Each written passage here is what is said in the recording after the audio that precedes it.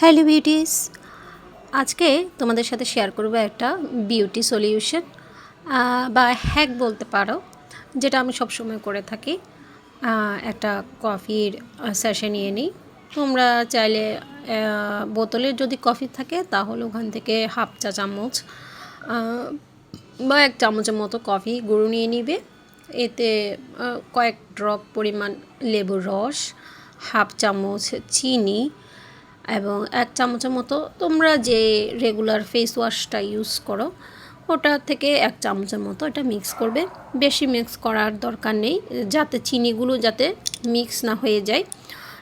চিনিগুলো গোটা গোটা থাকলে তোমাদের ভালো স্ক্রাবিংয়ের কাজ করবে।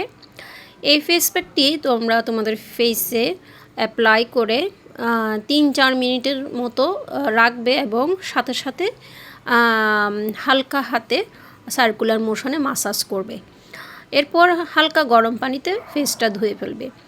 দেখবে একটি ফেস প্যাক এত ইজিলি তৈরি করা যায়, অথচ এটা কিন্তু দারুণ একটা ইফেক্ট দেয়, বিশেষ করে আমাদের স্কিন থেকে সমস্ত তেল ছোপ দূর করে ফেসে ইনস্ট্যান্ট ব্রাইটনেস দেয় এবং গ্লোই ভাব আনে।